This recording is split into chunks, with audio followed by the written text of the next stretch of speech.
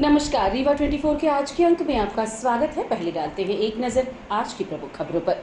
चरित्र शंका को लेकर महिला की गई हत्या, दिव्यांग पति ने परिजनों पर लगाया हत्या का आरोप। मैहर से दर्शन कर लौट रहे श्रद्धालु दुर्घटना हुए शिकार, एक की मौत। बिजली की समस्या को लेकर वार्ड वासियों ने सौंपा ऊर्जा मंत्री को ज्ञापन। इंजीनियर के ऊपर कार्यवाही करने की गई मांग। रीवा के ऐतिहासिक लक्ष्मण बाग में राजघराने की समाधियों को संरक्षित करने प्रशासन ने शुरू की पहल। इन खबरों को आगे हम विस्तार से देखेंगे। चरित्र शंका को लेकर गढ़ थाना अंतर्गत एक महिला की हत्या करने का मामला प्रकाश में आया है। रीवा जिले के गढ़ थाना क्षेत्र में एक महिला के साथ चरित्र शंका के चलते मारपीट की गई और उसके बाद उसे कुएं में फेंक दिया गया। महिला को जब कुएं से निकालकर ग्रामीण अस्पताल की ओर ले चले तो रास्ते में उसने दम तोड़ दिया। मृतका के पति राजनाथ साकेत ने बताया कि वो नेत्रहीन है, उन्हें आंख से दिखाई नहीं देता। मेरी पत्नी पर चारित्रिक दोष गलत आरोप लगाते हुए परिवार के लोगों ने मारपीट की, उसके बाद उसे कुएं में फेंक दिया। पति बीच बचाव करता रहा, लेकिन आरोपियों ने उसकी पत्नी को मौत के घाट उतार दिया। मृतका फूलकली साकेत गढ़ थाना क्षेत्र के पताई गांव की निवासी है, जिसके 2 बेटे पुणे में काम करते हैं, जबकि पत्नी अपने नेत्रहीन पति के साथ घर में रहती थी। बीती शाम तकरीबन 7 बजे परिवार के कुछ लोग मृतका फूलकली साकेत के साथ मारपीट कर रहे थे, जिसमें बीच बचाव करने आए उसके पति राजनाथ साकेत का आरोप है कि उसे धक्का देकर दूर कर दिया गया और मारपीट करते हुए उसकी पत्नी फूलकली साकेत को कुएं में फेंक दिया गया। ग्रामीणों की मदद से महिला को कुएं से बाहर निकाला गया जब उसकी सांसें चल रही थी, लेकिन अस्पताल पहुंचने से पहले ही उसकी मौत हो गई। अस्पताल प्रबंधन के द्वारा घटना की सूचना संबंधित थाने में दे दी गई है। राजनाथ साकेत, ग्राम पताई, पोस्ट नतरेला, जिला रीवा, मध्य प्रदेश। क्या घटना घट गया? शाम में मेरे परिवार वाले झगड़ा करे। मेरे भाई भतीजे ने विनीत, छोटे लाल और आकाश उर्फ करण, कुसुम कली मेरी भैया और मेरी बहू सुमन, ये दोनों लग के मारपीट करके हमारे औरत को कुआं पे डाके ढकेल दिए। मारपीट कर रहे थे? ये मारपीट ऐसा था सर कि ये मेरी बहू जो है बहू, वो झगड़ा करती है, ये मेरे भैयाओं के साथ बैठती है, वो बोलती है कि मेरे मंसूरी को फोन करती है। एक साज का मेटा था ये दोनों ने सब कमेटी बनाया है। 7 बजे से 8 बजे के बीच में घटना घटा दिया, ले जाके पकड़ के उसको ढोस दिया। एक दो औरत, 2 मर्द के छोटे लाल और आकाश उर्फ करण, विनीत साकेत, कुसुम कली साकेत पति छोटे लाल, सुमन साकेत पति नीलेश साकेत, अन्य लोग थे 3-4 आदमी, जमुना प्रसाद और उसका था शुभम, आरती, इतने लोग थे साहब। 2 लेडीज आरोपी थी, दोनों ने ले जाके उसको जे से डोज दिए, हमको भी डोज दिए। मैं उधर बार बार हल्ला कर रहे थे, सब गांव वाले नहीं आए, ये लोग ने भीतर घुस गया। आधा घंटा कुआं के अंदर थी मेरी औरत। मेरी एक भतीज पतो मानवती साकेत बाहर से रस्सा लेके आई है, उसे टार्च कोई गांव वाले ने नहीं दिया। वो बाद में गुस्से हमको बोलते हैं कि ठीक है, हमको बोलते हैं कि ठीक है, कोई दिक्कत नहीं, ले जाके भटवा सिमोर फिराए, बाद में इधर ले आए। मेरे बाहर से फोन कराए, मेरे ससुराल वाले ले आए, हमको इधर बुला के लाए। ये मेरे घर वाले ने मारे उसको, गाली गलौज करके ले जाके कुआं में ढकेल दिए साहब। हम दोनों आंख से विकलांग तू, मेरे लड़के बाहर चले गए अभी। मैहर से दर्शन कर लौट रहा श्रद्धालुओं का परिवार गढ़ थाना अंतर्गत दुर्घटनाग्रस्त हो गया, जिन्हें एसडीएम ने संजय गांधी अस्पताल भिजवाया, जहां उनका इलाज जारी है। घायलों में एक की मौत हो गई है। रीवा जिले के गढ़ थाना क्षेत्र में स्कॉर्पियो वाहन दुर्घटनाग्रस्त हो जाने के कारण एक ही परिवार के कई लोग गंभीर रूप से घायल हो गए। इस घटना में एक व्यक्ति की मौत हो गई है। घटना दोपहर तकरीबन 1:30 बजे की है। बताया जा रहा है कि जौनपुर उत्तर प्रदेश निवासी गिरी परिवार मैहर दर्शन करने के लिए आया हुआ था। वापस जाते समय स्कॉर्पियो अनियंत्रित होकर पलट गई। घटना में परिवार के मुखिया राकेश गिरी की मौत हो गई है, जबकि परिवार के ही आकाश गिरी, निर्मला गिरी, अजय गिरी, शंकर गिरी, प्रीति, मंजू और कृष राज सहित अन्य लोग गंभीर रूप से घायल हुए हैं। घटनास्थल से गुजर रहे एसडीएम संजय जैन के द्वारा घायलों को उपचार के लिए रीवा के संजय गांधी अस्पताल लाया गया है। वहीं कुछ घायलों को गढ़ थाना प्रभारी व अन्य वाहनों की मदद से अस्पताल पहुंचाया गया है। बताया जा रहा है कि गिरी परिवार मैहर में दर्शन करके वापस अपने घर जौनपुर उत्तर प्रदेश जा रहे थे, तभी गढ़ के समीप सड़क दुर्घटना का शिकार हो गए। फिलहाल सभी घायलों का इलाज संजय गांधी अस्पताल में चल रहा है, जिसमें एक बुजुर्ग महिला सहित बच्चे भी शामिल हैं। ये एक परिवार था जौनपुर उत्तर प्रदेश का, जो कि मटियार गांव के रहने वाले हैं लोग। ये माँ शारदा मैया के दर्शन करके लौट रहे थे पूरे परिवार सहित। उसमें जो परिवार के मुखिया थे राकेश गिरी पिता सोमनाथ गिरी थे, और इनके बेटा बहू थे, इनकी पत्नी थी, और इनकी बेटी और दामाद और उनके बच्चे भी थे। तो ये लोग माँ शारदा माता के दर्शन करके लौट रहे थे, अपने घर जा रहे थे जौनपुर।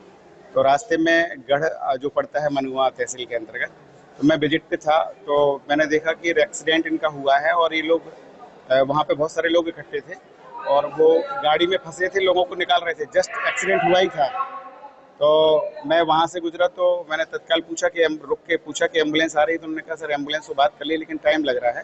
तो स्थिति की गंभीरता को देखते हुए मैंने तत्काल अपनी गाड़ी में, और मैंने थाना प्रभारी गढ़ को भी बुला लिया था, उनकी टीम भी आ गई थी। तो उन्होंने अपनी गाड़ी में 3 लोगों को जो इंजर्ड थे और परिवार के लोगों को, और मैंने भी अपनी गाड़ी में 2 लोगों को, और एक महिला उनकी बेटी थी, वो कम इंजर्ड थी, मतलब बात कर रही थी, होश में थी। तो इनको बिठाया और कलेक्टर मैडम को अवगत कराया। कलेक्टर मैडम ने तत्काल यहाँ पे जो डीन है उनसे बात की मेडिकल कॉलेज में SGMH में, और डॉक्टर राहुल मिश्रा जो सुपरवाइजर हैं उनको बताया। तो यहाँ पे जैसे ही मैं गाड़ी में मतलब उनको लेके आया, तत्काल यहाँ पे उनको उपचार उपलब्ध हो गया यहाँ पे, और सारी व्यवस्थाएं चल रही हैं। अभी डॉक्टर से बात हुई है, तो उसमें उन्होंने बताया कि इनके जो पिता राकेश गिरी हैं, पिता सोमनाथ गिरी, उनकी शायद डेथ हो गई है। बाकी जो लोग हैं वो सब बात कर रहे हैं, इंजर्ड हैं, चोटिल हैं, लेकिन वो आउट ऑफ डेंजर हैं। डॉक्टर्स लोगों ने तत्काल उनका इलाज शुरू कर दिया है, और मेरी बात भी हुई है, तो वो कह रहे ये सब आउट ऑफ डेंजर है। बिजली से परेशान वार्ड क्रमांक 8 और 9 के रहवासियों ने ऊर्जा मंत्री को ज्ञापन सौंपते हुए संबंधित इंजीनियर के ऊपर कार्यवाही करने की मांग की है। भीषण गर्मी के बीच बिजली कटौती ने लोगों का जीना मुहाल कर दिया है। शहर के वार्ड नंबर 8 और 9 में रहने वाले लोग बार बार हो रही बिजली की समस्या से बेहद परेशान हैं। स्थानीय निवासियों ने बताया कि ओवरलोड के चलते रोजाना कई घंटे बिजली गुल हो जाती है, और वो भी बिना किसी पूर्व सूचना के। इससे न सिर्फ छात्रों की पढ़ाई प्रभावित हो रही, बल्कि बुजुर्गों और व्यवसायियों को भी भारी असुविधा झेलनी पड़ रही है। स्थानीय लोगों ने बताया कि उन्होंने कई बार बिजली विभाग में शिकायत दर्ज कराई, लेकिन कर्मचारियों ने ओवरलोड का हवाला देकर हाथ खड़े कर दिए। ट्रांसफार्मर की क्षमता कम होने के कारण बार बार फॉल्ट की स्थिति बनती है, जिसमें कई इलाकों में घंटों बिजली ठप रहती है। इसी के चलते वार्ड नंबर 8 और 9 के रहवासियों ने ऊर्जा मंत्री को एक लिखित पत्र सौंपते हुए क्षेत्र के प्रभारी इंजीनियर को निलंबित करने और ट्रांसफार्मर की संख्या बढ़ाने की मांग की है। सर, हम लोगों के वार्ड क्रमांक 8 और 9 में करीब 10 से 15 दिन से लाइट की बहुत ज़्यादा समस्या है। रात को करीब 10 से 15 बार लाइट जाना, पूरा दिन वोल्टेज का इतना डिम रहना कि एक पंखा भी नहीं चल पा रहा। और हमारे वार्ड में करीब शुगर, BP, हार्ट के कई पेशेंट हैं, और लाइट नहीं रहती, उनको बड़ी समस्याएं होती हैं। अभी हम यहाँ SC सर से मिलने आए, D सर से मिलने आए हैं, कोई मिलने वाला नहीं है। फ़ोन लगा रहे हैं तो फ़ोन भी नहीं उठा रहे हैं। बड़ी ज़्यादा समस्या हो रही है भैया हम लोग को। अभी कुछ क्षेत्रीय निवासी के द्वारा एक ज्ञापन दिया गया है, ज्ञापन के माध्यम से शिकायत दर्ज कराई गई है कि बिजली की समस्याएं रात के समय में कुछ ज़्यादा हो रहा है। तो उसमें एक दिक्कत अभी क्या है, गर्मी इतनी पड़ रही है, तो कुछ लोडिंग की भी इशू आ रही है। लोड इतना ज़्यादा, अब लोग क्या है कि जो स्वीकृत भार अपन रखते हैं उस हिसाब से नहीं कराएं, तो उस हिसाब से इंफ्रास्ट्रक्चर डेवलप नहीं है वो होता है। तो सबसे निवेदन भी है कि उसको अपना जो घरेलू है DL कनेक्शन वगैरह, उसमें लोड बढ़ा कर रखें। उस हिसाब से हम इंफ्रास्ट्रक्चर और केबल का मेंटेनेंस वगैरह कर पाए, ताकि बिजली व्यवस्था जो है वो बिजली जो नहीं वहाँ ट्रांसफार्मर तो लगा देते, फिर नए कनेक्शन कराते तो पावर बढ़ जाता है। ट्रांसफार्मर बदले नहीं पावर के हिसाब से, तो वो रात के फेल हो जाता है। अभी सब बराबर है, फिर दूसरे दिन फेल हो जाता है। 16-18 दिन से कोई दुकान में काम कर पा रहा, न कोई घर में ठीक से सो पा रहा। यहाँ आए तो ऐसे ही गायब हैं। पता चला फोन किया तो 11 बजे मिले ही, यहाँ नहीं यहाँ ई गायब हैं। तो इनके लिए अब अगली प्रोग्राम है कि इनके सबके घर जाओ 8-9 बजे। अब काफ़ी से तो मिलते नहीं, यहाँ भाग जाते। तो अब इनके घर जाओ, बिना बताए घर जाओ, जब थाना पुलिस हो करब, इनका घर में घेराव करब। SC के चीफ इंजीनियर के। कहाँ की समस्या, कौन से वार्ड की? कहाँ? वार्ड नंबर 8-9 के बीच पे, आनंद नगर, सुंदर नगर, उपवन नगर, ये पूरा 8 नंबर जो चौबे टोला है, पूरा वार्ड से नीम चौराहा के आगे। अभी आप लोग आवेदन दिए, क्या बातें हुई? आवेदन को जब लेके तैयार नहीं आए, है ही नहीं आए, बाबू बात करके तैयार नहीं आई। ये लोकतंत्र है। और हमारे मंत्री जी के समझ नहीं आवे कि दुश्मन आप पाले हैं यहाँ अपन आदमी ने बैठा है कि अपन दुश्मन आप पाले हैं। यही उनका नाम खराब करे थे। राजन शुक्ला इतना अच्छा काम करे थे, पर ये बिजली विभाग के 4 चमचन के यहाँ बैठा थे नहीं, ये उनका नाम खराब करा थे, परेशान करे थे लोगों का, उनका नाम खराब होता है। हम तो मंत्री जी से वहाँ डायरेक्ट बात नहीं हो, नहीं तो हमारा निवेदन करी कि अपना 10 जगह ना जाइए, एक अच्छे आदमी को बैठा दिए, अपना सब काम अच्छा हुई। बीते दिनों चुरहटा थाना अंतर्गत एक ट्रक से भारी मात्रा में अवैध खाद बरामद की गई थी, जिसका आज पुलिस ने पत्रकार वार्ता के माध्यम से खुलासा किया है। अवैध खाद बरामदगी मामले को लेकर आज पुलिस ने बड़ा खुलासा करते हुए बताया कि विश्वविद्यालय थाना अंतर्गत बड़ा कोठार में विकास गुप्ता अवैध रूप से खाद दुकान संचालित कर रहा था। वहीं कृष्ण कुमार गुप्ता सिरमौर ने अवैध रूप से खाद बेचा, जिनको गिरफ्तार कर पूछताछ की जा रही है। वहीं इस मामले में ड्राइवर को पहले ही गिरफ्तार कर लिया गया था। पूरी जानकारी के लिए आपको लिए चलते हैं पत्रकार वार्ता में, जहाँ रितु उपाध्याय पत्रकार वार्ता को संबोधित कर रही हैं। जरिए मुखबिर सूचना दिनांक 8 जून को हमारे पास जानकारी आती है कि एक ट्रक में अवैध रूप से जो उर्वरक हैं लोड करके ले जाए जा रहे हैं, क्योंकि वाहन चेकिंग लगातार लगाई जा रही है। और वाहन चेकिंग के दौरान हमारी जो चुरहटा थाना की टीम है उनके द्वारा इस ट्रक को रोका गया, और जब जांच की गई तो पाया गया कि उसके कोई भी दस्तावेज उसके साथ नहीं थे। तो ट्रक ड्राइवर को पूछताछ के लिए लाया गया और ट्रक को थाने लाया गया। उस संबंध में पूछताछ के दौरान जो जानकारी प्राप्त हुई, तो उसमें ये जानकारी प्राप्त हुई कि विकास गुप्ता है जो उनके गोदाम से ये माल लाया गया है। उसके बाद हम जो जानकारी लेकर विकास गुप्ता के गोदाम गए। गोदाम में हमने सर्चिंग की और विकास गुप्ता से पूछताछ की, जिसमें जानकारी मिली कि वो लाइसेंसी नहीं है, और वो जो गोदाम है बड़ा कोठार के यहाँ जो विश्वविद्यालय थाना अंतर्गत आता है, वो गोदाम पूर्णतः अवैध है। उस गोदाम में लगभग डीएपी के 160 बैग हमें मिले हैं, और अदर जो मिले हैं अदर उर्वरक के वो 500 बैग हमें वहां मिले थे, जो पूर्णतः अवैध रूप से रखे गए थे, जिसे कार्यवाही के दौरान जब्त किया गया था। इसी तारतम्य में कार्यवाही में लगातार पूछताछ में अन्य नाम भी सामने आ रहे थे, अन्य ऐसे ट्रेडर्स भी सामने आ रहे थे जो इस तरीके के अवैध रूप से संग्रहण कर रहे हैं उर्वरक का।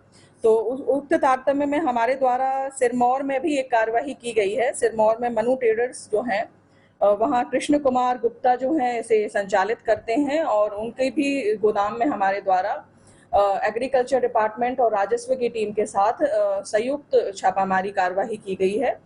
और इसमें लगभग 1000 बैग जो हैं वो डीएपी, यूरिया और पोटास जो संयुक्त रूप से मिले हुए हैं, जिनकी सैंपलिंग की गई है और उन्हें जब्त किया गया है। इसके साथ लगातार हम पूछताछ के दौरान और भी गोदाम और भी जो हैं विक्रेता, उनकी जानकारी निकालने का प्रयास कर रहे हैं इसमें। और रुकेंगे एक छोटे से विराम के लिए। आप बने रहिए रीवा 24 न्यूज के साथ। हड्डी जोड़ एवं रीढ़ रोग तथा स्त्री रोग एवं प्रसूति रोग का इलाज एक ही छत के नीचे। विघ्नहर्ता hospital and trauma centre, hotel landmark के पास, रतहरा, रीवा। डॉक्टर संतोष सोनी, पूर्व चिकित्सक, बॉम्बे हॉस्पिटल, मुंबई। हड्डी जोड़ एवं रीढ़ रोग विशेषज्ञ, छोटे चीरे एवं दूरबीन विधि द्वारा हाथ तथा पैर की हड्डियों का ऑपरेशन।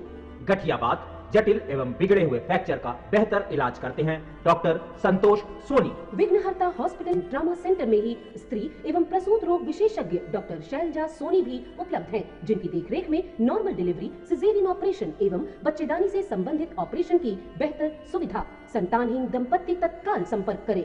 विघ्नहर्ता hospital and trauma centre, hotel landmark के पास, रतहरा, रीवा। सुविधाजनक एवं सफल इलाज हेतु आज ही संपर्क करें। विघ्नहर्ता hospital and trauma centre, hotel landmark के पास, रतहरा, रीवा। मोबाइल नंबर 7828781983 अथवा 8462956774 पर। रीवा के लक्ष्मण बाग प्रांगण में बनी रीवा राजघराने की ऐतिहासिक समाधियों को संरक्षित करने के लिए प्रशासन स्तर पर पहल शुरू की गई है। रीवा रियासत के महाराजा पुष्पराज सिंह के द्वारा प्रशासन से इन धरोहरों को संरक्षित करने की बात कही गई थी। महाराजा रघुराज सिंह, महाराज वेंकटरमन सिंह, गुलाब सिंह, महारानी सूर्य कुमारी देवी, महाराजा मार्तंड सिंह और महारानी प्रवीण कुमारी की समाधियां बनी हुई हैं। प्राचीन समय में बनाई गई समाधियों को एक बार फिर सुरक्षित करने के उद्देश्य से प्रशासन स्तर पर पहल शुरू की गई है, जहां काफी समय से लोगों का आना जाना भी बंद हो गया था। अब वहां के सौंदर्यीकरण के लिए कार्य शुरू हो चुका है। आज एसडीएम अनुराग तिवारी, तहसीलदार यतेंद्र शुक्ल सहित प्रशासनिक अधिकारी मौके पर पहुंचे थे, जहां व्यवस्थाओं का जायजा लेने के बाद जल्द से जल्द प्राचीन समाधियों के कायाकल्प और उन्हें संरक्षित करने के लिए निर्देशित दिए गए हैं। ये लक्ष्मण बाग संस्थान के कैंपस में जो बनी हुई यहाँ के जो राजघराने हैं, रीवा रियासत है, राजाओं की समाधियाँ और रानी की समाधियाँ यहाँ पर बनी हुई हैं। क्योंकि लक्ष्मण बाग कैंपस के अंदर ये थी और यहाँ पर बहुत ज़्यादा झाड़ियाँ और बड़े बड़े पेड़ उग गए थे, जिसके कारण ये ऐसा लगता था कि यहाँ कुछ है नहीं। तो उसकी साफ सफाई के लिए कलेक्टर मैडम और महाराजा साहब से बात की गई, तो कलेक्टर मैडम के निर्देशानुसार यहाँ पर साफ सफाई का काम एक एजेंसी को नियुक्त करके कराया। वैसे तो देखरेख किले के द्वारा ही की जाती है इसकी। हाँ, लक्ष्मण बाग कैंपस में होने की वजह से हम लोगों ने देखा कि इसमें बहुत ज़्यादा ऐसे जहरीले जंतु भी हैं अंदर और झाड़ियाँ झंखाड़ियाँ हैं, तो वो देखने में ठीक भी नहीं लग रहा था। तो उसको इसलिए हम लोगों ने सौंदर्यीकरण के उद्देश्य को लेके, और साथ ही साथ यहाँ पर महाराजा साहब का ये पॉइंट था कि ये समाधियाँ ऐतिहासिक समाधियाँ हैं, रीवा राजवंश के पुराने जो राजा रहे हैं उनकी समाधियाँ हैं, तो उनके सम्मान में बनी हुई है ये, तो इनकी नियमित साफ सफाई भी जरूरी है। रीवा शहर में कांग्रेस के वरिष्ठ नेता और पूर्व जिला अध्यक्ष शाहिद मिस्त्री ने कल तकिया मोहल्ले का दौरा किया। इस दौरान उन्होंने आम लोगों से मुलाकात की और उनकी समस्याएं भी सुनी। कांग्रेस नेता शहीद मिस्त्री ने क्षेत्रवासियों से चाय पर चर्चा की और स्थानीय मुद्दों को लेकर फीडबैक भी लिया। इस अनौपचारिक बैठक में क्षेत्र के कई समस्याएं जैसे नल निकासी, सड़क की हालत और युवाओं के लिए रोजगार के अवसर प्रमुख मुद्दे हैं। शाहिद मिस्त्री ने इन मुद्दों को पार्टी मंच तक ले जाने का आश्वासन दिया। उन्होंने बताया कि इससे पहले भी कई बार मोहल्ले स्तर पर जन संवाद हो चुका है। जो हमारा सामाजिक सौहार्द था, जो भाईचारा था और जो हमारा आपसी मेल मिलाप था और वो जो भावना थी, उसकी रक्षा कर सके हम लोग, जो कि हमारे देश की अखंडता के लिए बहुत आवश्यक है। और हमारे देश का संविधान जो हमको सबको बराबरी का अधिकार देता है। स्वतंत्रता वाले दिन से ही हमारे यहाँ पुरुष और महिला दोनों को वोट देने का अधिकार मिला, गरीब और अमीर को बराबरी का वोट देने का अधिकार मिला, नौकर और मालिक को के वोट की बराबर कीमत हुई। ये हमारे देश का संविधान था, जिसने हम सबको बोलने की आज़ादी दी, हम सबको अपनी बात रखने की आज़ादी दी। ऐसे भारत के संविधान को इस समय जिस तरीके का खतरा है, उन तमाम बातों को देखते हुए उसकी रक्षा के लिए राहुल गांधी जी ने निर्णय लिया कि इस देश के संगठन को एक नया, और इसी तारतम्य में आज रामचंद्र कुटिया जी हमारे बीच, राहुल गांधी जी के निर्देश पर सारा भारतवर्ष में संगठन, कांग्रेस संगठन को एक पुनर्गठन प्रक्रिया शुरू हुआ। ये प्रक्रिया के तहत कांग्रेस क्यों हार जाता है, कांग्रेस क्यों सरकार में नहीं है और कांग्रेस का क्या क्या वीकनेस है, उसको सुधार करने के लिए ये संगठन सृजन अभियान प्रक्रिया सारा देश में शुरू हुआ। और हम तो पहले मध्य प्रदेश का भी PRO प्रदेश रिटर्निंग ऑफिसर थे, तो AICC, PCC, DCC सब करने में हम भागीदार भी थे, मगर अभी हमको रेवा डिस्ट्रिक्ट दिया गया है ताकि विदाउट एनी इंटरफियरेंस नेता कोई बोल देगा ब्लॉक प्रेसिडेंट, बूथ प्रेसिडेंट या जिला प्रेसिडेंट हो जाएगा, अभी ऐसा नहीं होना चाहिए। और हम ये देखने के भी आया है, हमारा जो नेता है, MLA है, XMLA है या कांग्रेस का पार्टी का नेता है, वो नीचे का स्तर का लोगों का साथ संपर्क रखते हैं या नहीं रखते हैं, उनका दुख सुख में भागीदार होते हैं कि नहीं। तो आज ये तुरंत हम एक भिन्न भिन्न एरिया को जाएंगे। हम तो आज डिस्ट्रिक्ट कंट्रोलर था, सब लोग आए थे, कल तो सब लोग का साथ बातचीत हुआ था, प्रेस कमिटी हुआ था। अभी हम 6 विधानसभा को जाएंगे 3 दिन में, उसका बाद पंचायत को और बूथ कमेटी जाएंगे, शहर में भी कुछ बूथ कमेटी को भी हम जाएंगे। मगर हम किसी को पहले कोई प्रोग्राम करके नहीं जाता है, तुरंत खबर देके जाते हैं, सो दैट क्या होता है उसको मालूम पड़ेगा। ऐसे कोई ऑर्गेनाइज मीटिंग नहीं है।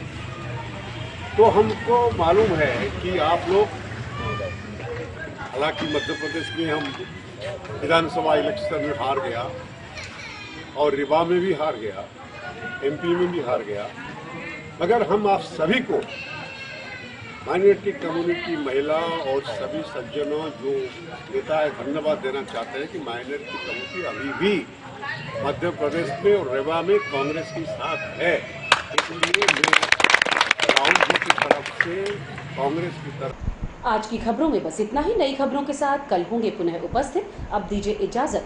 नमस्कार।